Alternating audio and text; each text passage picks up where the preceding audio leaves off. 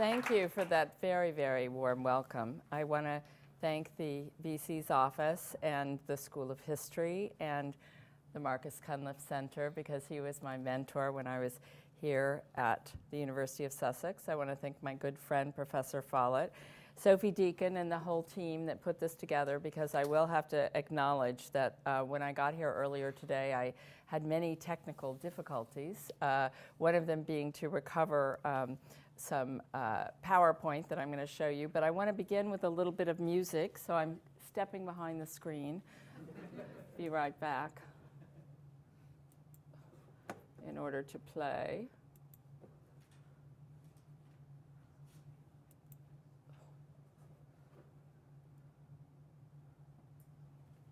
In order to play.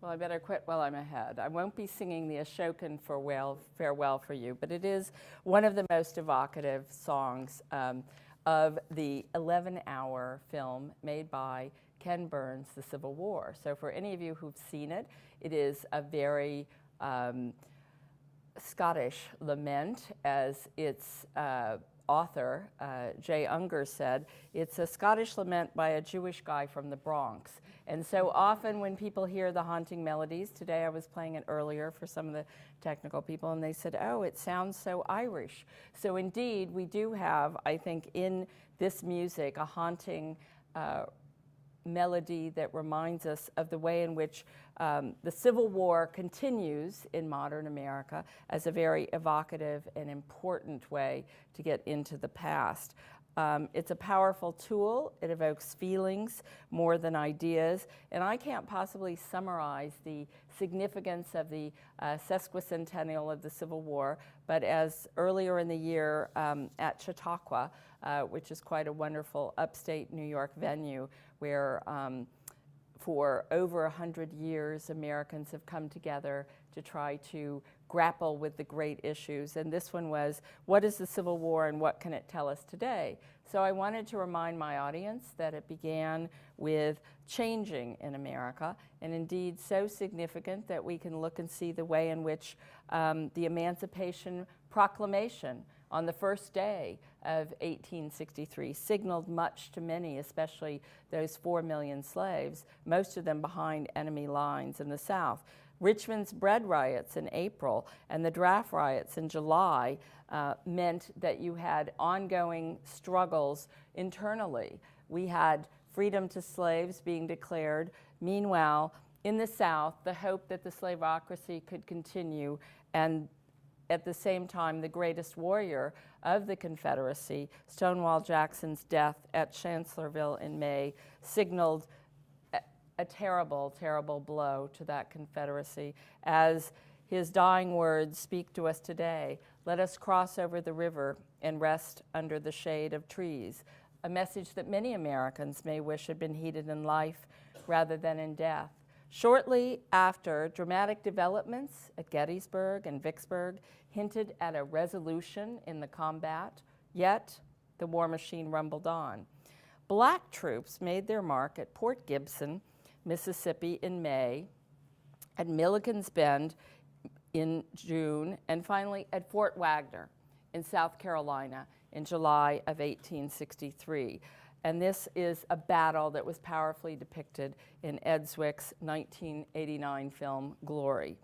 The autumn of 1863 yielded much more slaughter at Chickamauga, Chattanooga, at Knoxville. Casualties were mounting with really no relief in sight. And we have to really compare the death rate, an estimated 1.5 million casualties reported during the Civil War. And of these, I have an old figure, which is why it's so dark and you can barely read it, 620,000, of which I will say more. The Civil War death issue was addressed very powerfully by Abraham Lincoln in his Gettysburg Address in November of 1863. Certainly, we have to look and see that the tide of discontentment was sweeping across America, as the moral purpose of the Union to be preserved was rivaling with keeping up with the burial details. As the hard hand of war thrashed its way through the grass, leaving a trail of bruised refugees and all that remained to a scattering wind, scared combatants foraging in unfamiliar landscape, trampling flora and fauna, disturbing any natural rhythm, as all lay bare along the banks of memory, fearful of crossing over to the other side, the unknown, to defeat, or God forbid, to retribution. The proud former Confederate nation thrived longer in commemoration than its meteoric rise to the firmament and then extinguished.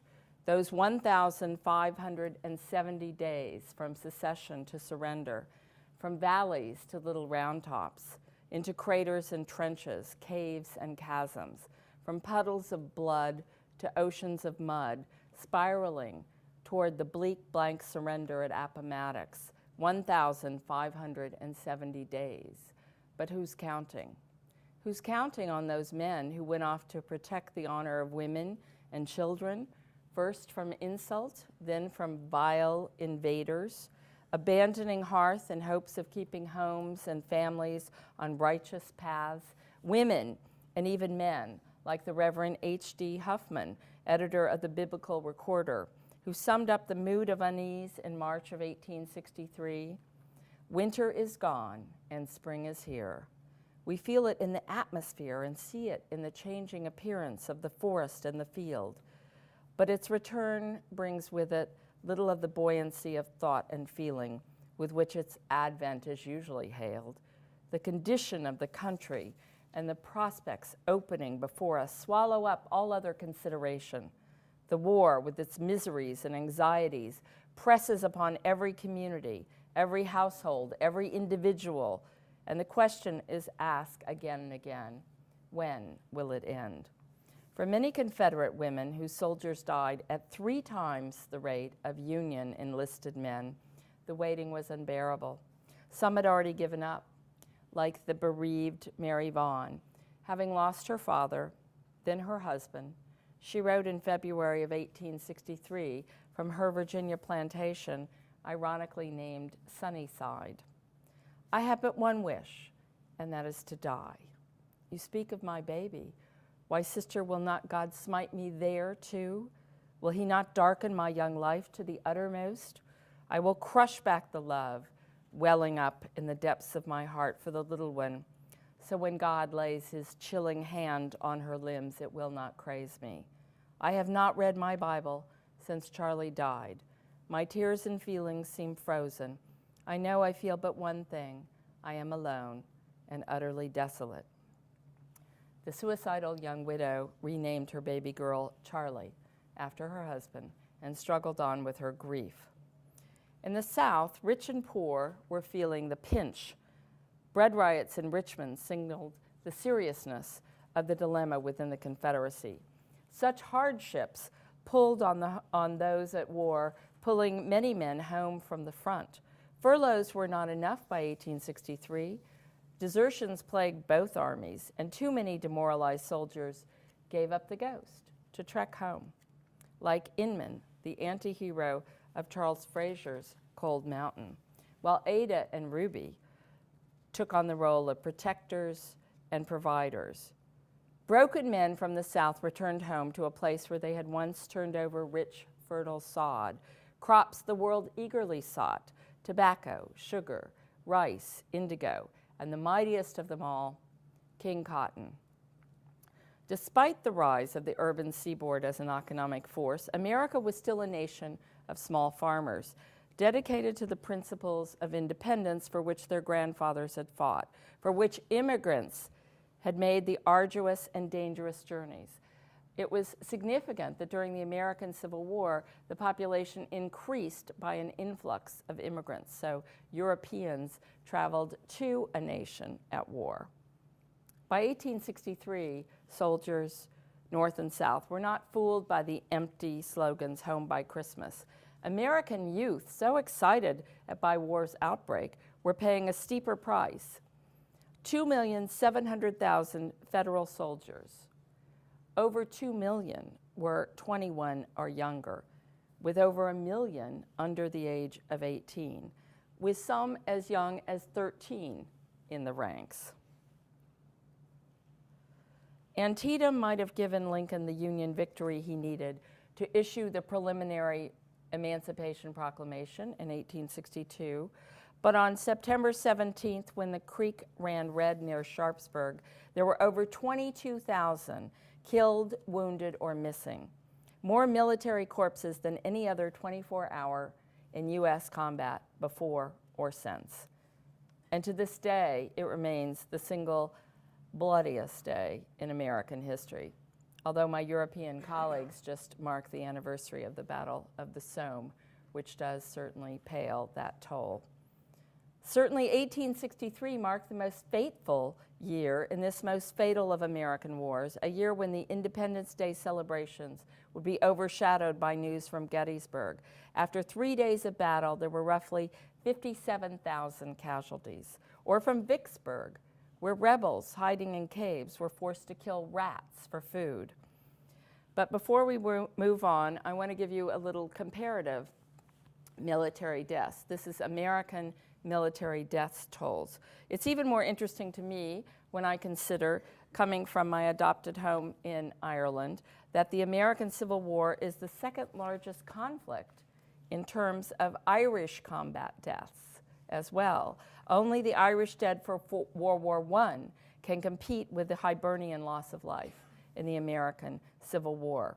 Remember, nearly 500,000 immigrants fought in the U.S. Civil War. Roughly 180,000 were born in Ireland.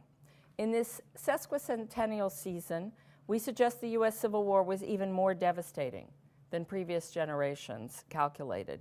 New research by pioneering scholars such as Thavolia Glimpf chronicles how bownswomen fared during this tumultuous era.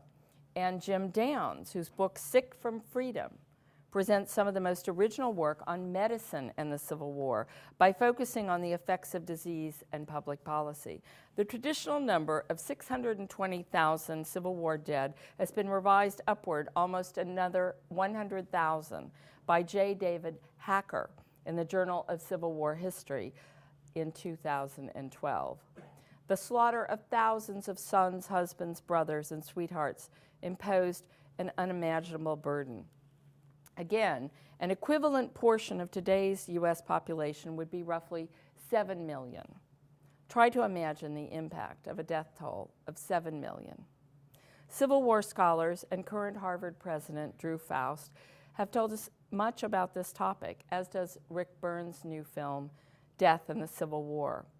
Faust describes the pain and sorrow of losing loved ones to die as strangers in a strange land, the soldiers' all too common fate. And women were left behind to carry on.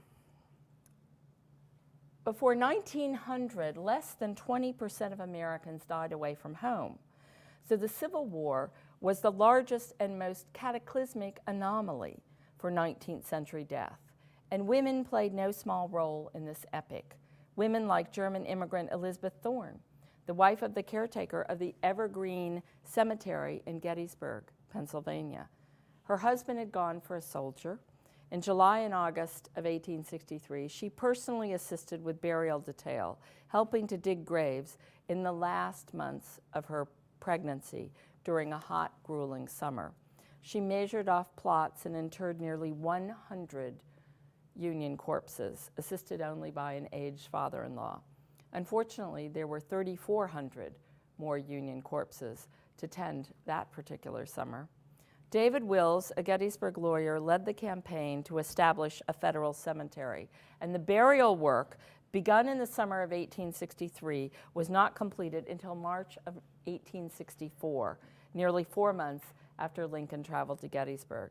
Yet his inspirational visit paved the way for the town to become a national shrine, as it remains, I can attest to from being there for the 150th anniversary just a month ago. Lincoln made a very bold gamble with the official implementation of the Emancipation Proclamation on January 1st, and such a move signaled a shift. Peace might become even more elusive.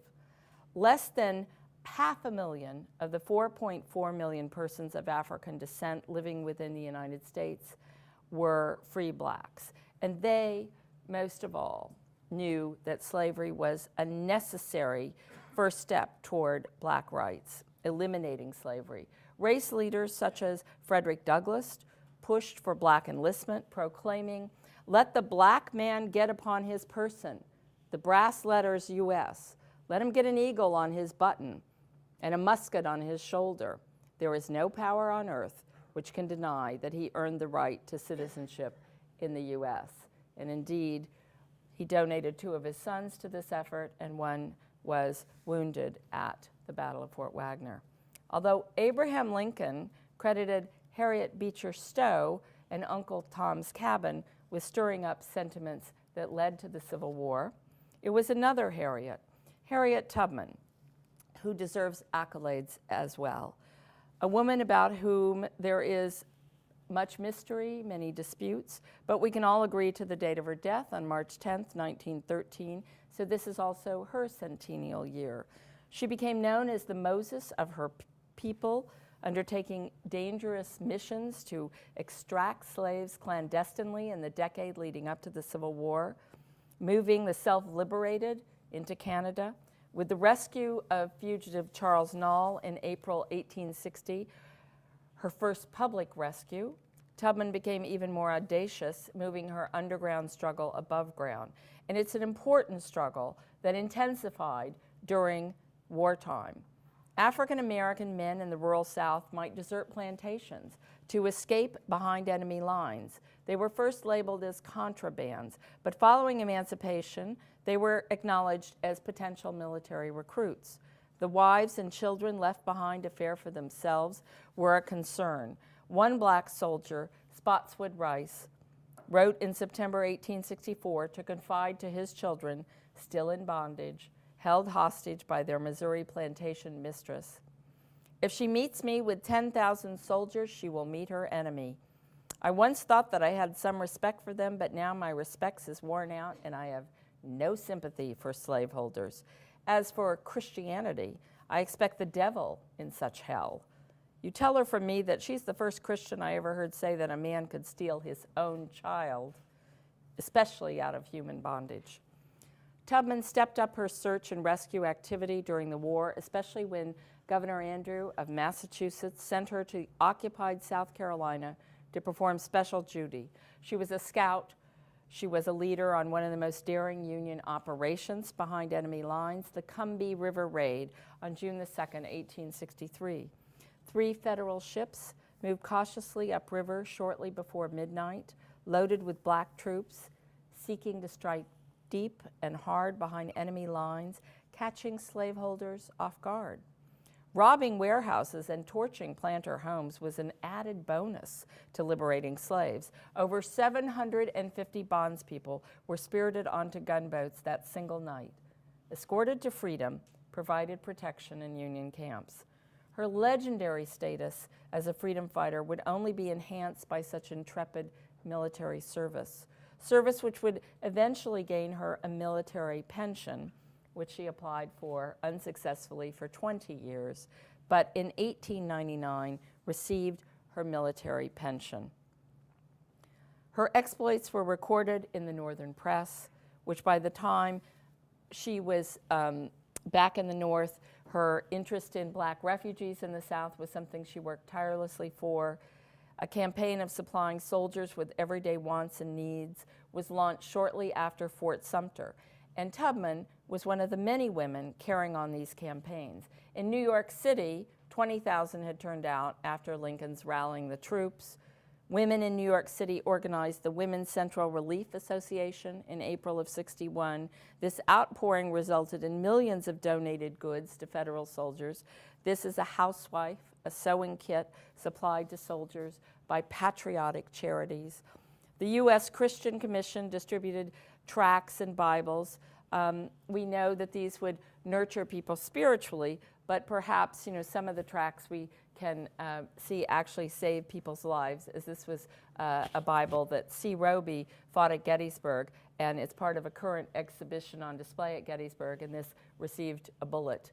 Although he received another bullet and was wounded, this fatal one was not fatal because of the Bible that saved him. Hospital care became one of the most contested and vital of wartime preoccupations. In 1863, women North and South began to replace the male nurses who predominated in the nursing corps. Women like Cornelia Hancock, who'd been pronounced too pretty to visit Gettysburg by Dorothea Dix.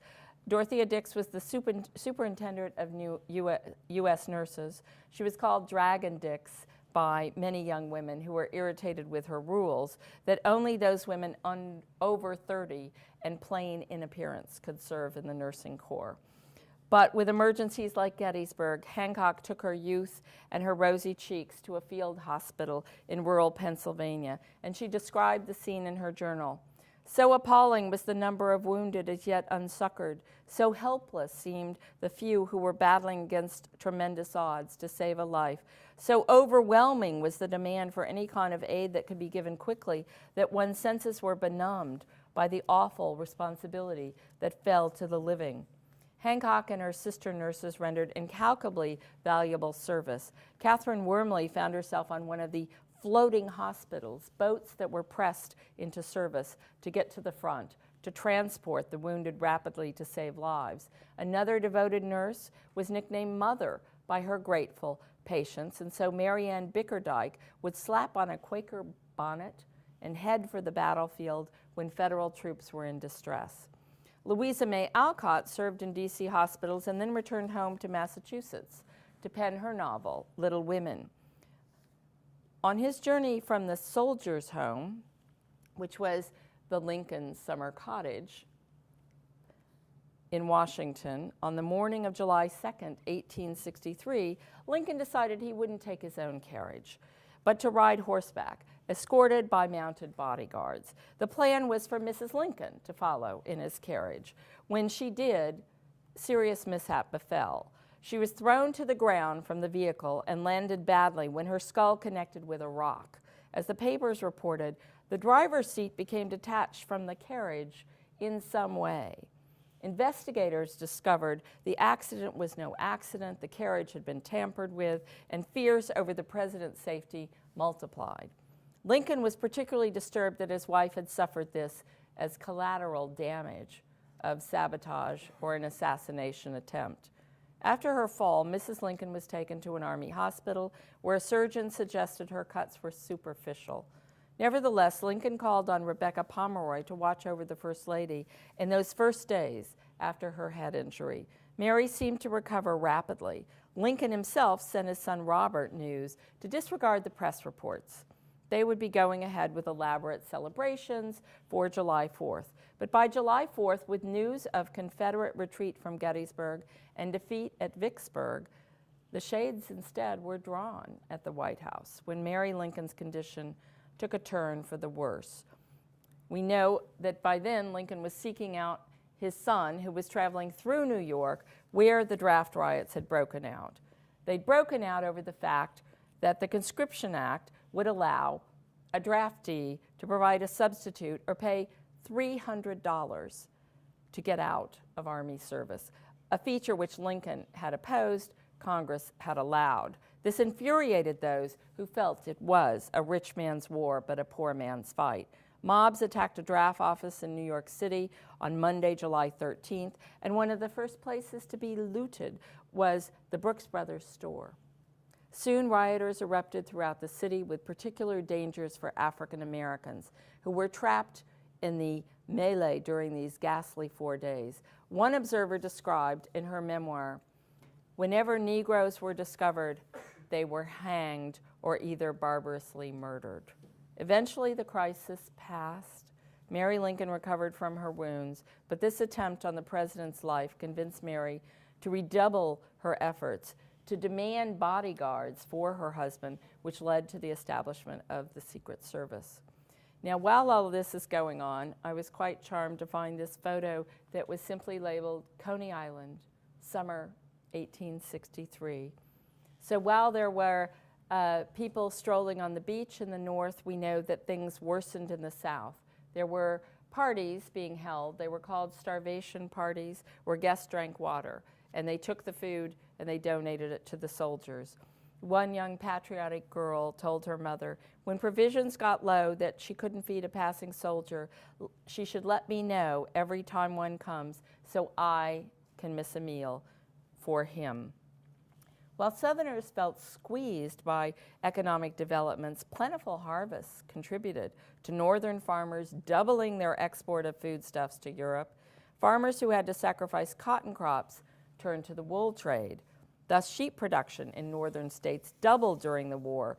Military orders racked up impressive gains in the cloth and shoe industry and introduced standardization of sizing and the differentiation of a right or a left shoe for the first time. The wartime economy demonstrated the nation's unique draw.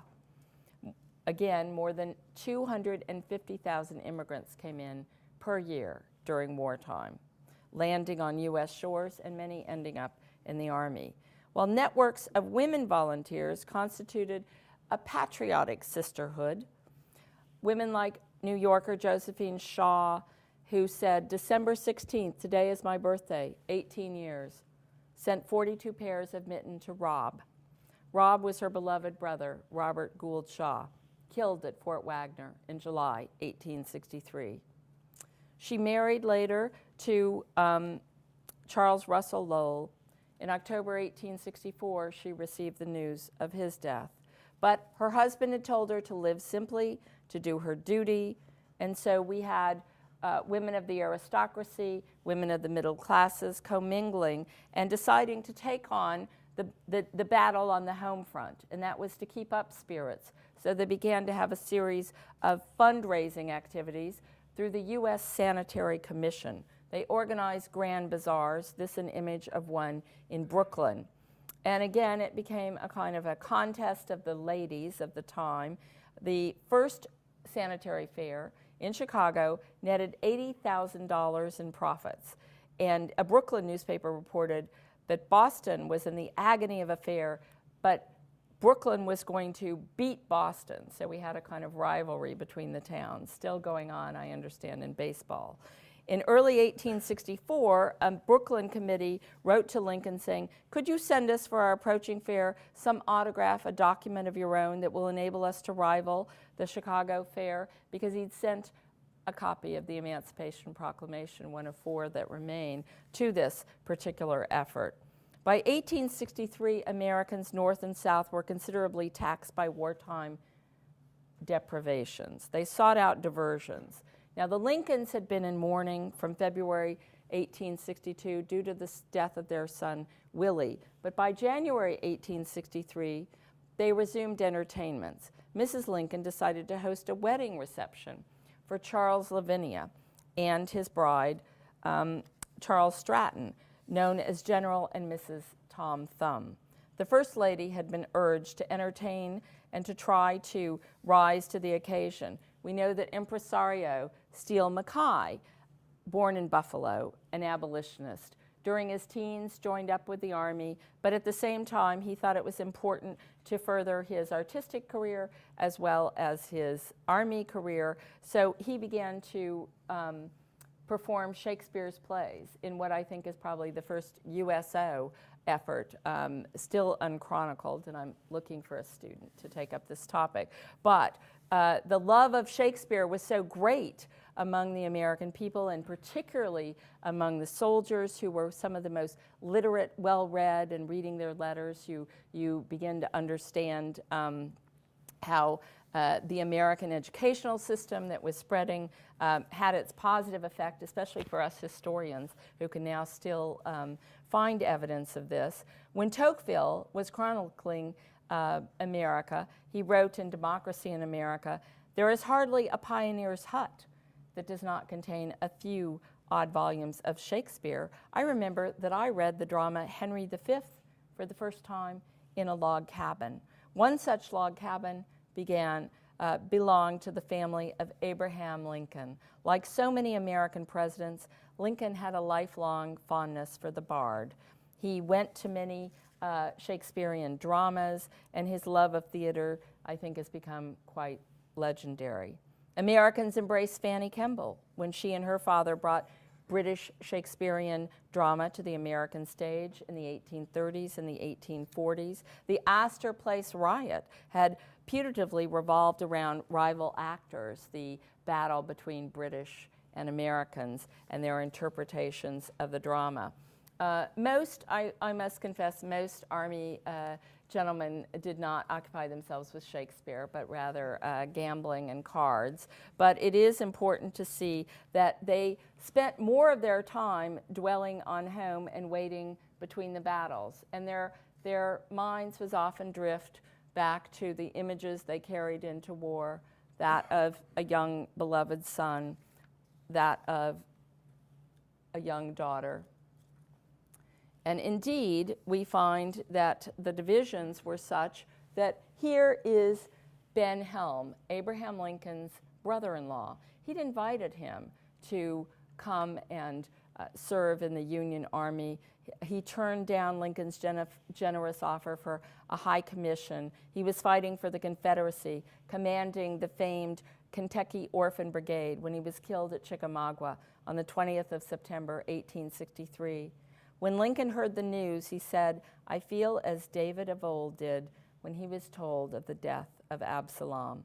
The First Lady mourned in private because, as her niece confided, she knew that a single tear shed for a dead enemy would bring torrents of scorn and bitter abuse on both her husband and herself.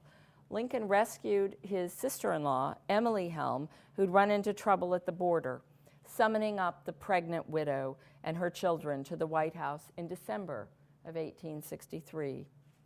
Tempests erupted when General Dan Sickles and Senator Ira Harris came calling, visiting Mary and Emily in the parlor while Lincoln was in his office. Harris suggested that Robert Lincoln should be in uniform, as was his only son, and Mary paled in alarm. One of the sorest subjects for the Lincolns, which was played out dramatically in the film by Steven Spielberg, was that Robert wanted to enlist. His mother forbade it. As we know, his father finally consented. But then Harris boasted about whipping the rebels at Chattanooga, which was a little bit insensitive considering that Emily had only been widowed a matter of weeks. However, it was equally inappropriate when Emily brought up the Battle of Gettysburg, where Daniel Sickles had lost a leg. Mary tried to change the subject, but Harris was belligerent. "If I had 20 sons, they should all be fighting the rebels." Emily retorted, "If I had 20 sons, they should be opposing yours." Then she ran crying from the room. Mary went to comfort her sister. Sickles sought out the president, suggesting that he should not host a rebel in the White House. Lincoln replied, "My wife and I are in the habit of choosing our own guests," and dismissed him. Shortly after, the Lincoln's young son, Tad, fought with Emily's daughter, Catherine, about who was president, insisting it was Jefferson Davis. Emily confessed, "My being here is somewhat of an embarrassment to us all," so she cut her visit short. So the Lincolns, like so many families across the country, remained consumed by grief, shaken by divides, after 2 long years threatened irreparable ruptures. Confederates who held out hope that their bids for independence, their wish for peace might be granted, found such dreams dashed on the shoals of another prolonged period of death and destruction. But perhaps Lincoln, who held out hope that there would be a peace, that there would be change, that there would be a new birth of freedom, perhaps even Lincoln, in his imagination, could not have dreamed up America at the Sesquicentennial. That a young 2-year-old biracial child named Dolphus Shields would be emancipated by Lincoln's proclamation. And he would grow up, and his children would eventually lead the South and go to Chicago, and that he would become the great-great-grandfather of the First Lady, Michelle Obama. So the debates that went on in 1863 would create a legacy a legacy of change that would remain a part of American history. And I'll close there and hope some of you might have questions or answers for what I should be working on next. Thank you so much.